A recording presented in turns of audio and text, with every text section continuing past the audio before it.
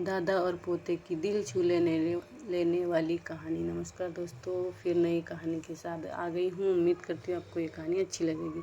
रोहन कानपुर की एक private company में कार्य करता है। उसका परिवार भी वहाँ उसके साथ ही रहता है। उसकी पत्नी, एक बेटा और उसके वृद्ध पिता जी। आजकल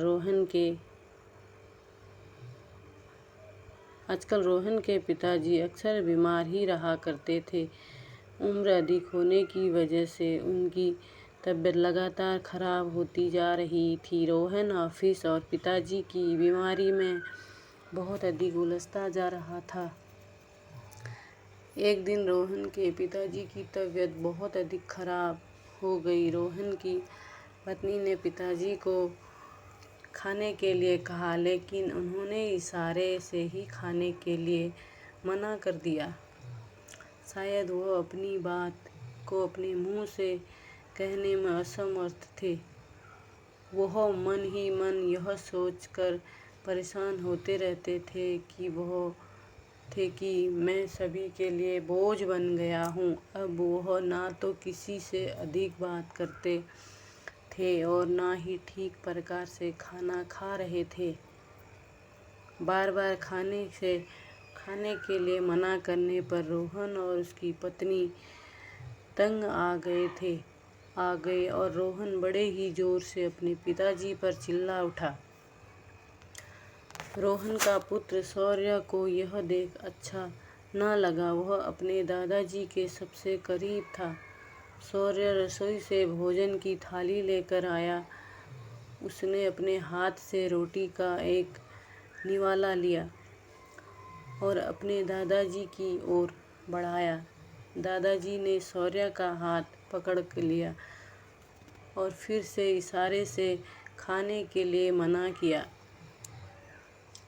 जैसे ही शौर्य को दादाजी के हाथ का स्पर्श हुआ तो उसे दादाजी का हाथ बहुत गर्म महसूस हुआ। शौर्य ने जल्दी से थर्मामीटर लिया और दादाजी का तापमान चेक किया। देखने पर पता चला कि दादाजी को बहुत तेज बुखार था। बिना देर किए शौर्य ने बुखार की दवा अपने दादाजी को दे दी। कुछ ही समय में दादाजी का तापमान सामान्य हो गया। अब दादा और पोते ने मिलकर एक साथ भोजन किया। दादाजी अब पहले से खुश नजर आ रहे थे।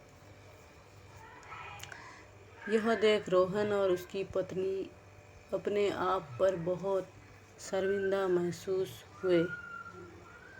समझ चुका था कि परेशानी बहुत ही अधिक छोटी थी, लेकिन उसने ही उसे बड़ा कर दिया था।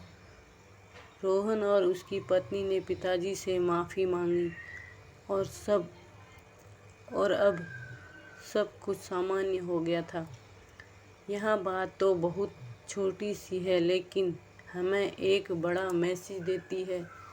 हमारे माता पिता के वृद्ध होने पर वो हमारे लिए किसी के काम के नहीं होते हैं। इस सोच के कारण वो हमें बोझ लगने लगते हैं। इस वजह से हम उन पर अधिकार जमाना शुरू कर देते हैं। शायद हम सब यह भूल जाते हैं कि जब हम बचपन में अपनी परेशानी को ठीक प्रकार से नहीं बता पाते थे तो हमारे माता पिता बड़े ही प्यार से हमारी परेशानी को हल करते थे। लेकिन जब माता पिता इतने समर्थ नहीं होते हैं कि अपनी परेशानी हमें बता पाए, तो यह हमारा कर्तव्य बनता है कि हम भी उनकी परेशानी को उतने ही प्यार से दूर करें, उन्हें ठीक प्रकार से समझें। हम वह गलती ना करें जो कि रोहन कर रहा था। समस्या बहुत ही छोटी सी थी, लेकिन रोहन के पास इतना समय नहीं था कि वह कुछ देर अपने पिताजी के साथ बैठकर उनकी समस्या को समाधान में बदल सके।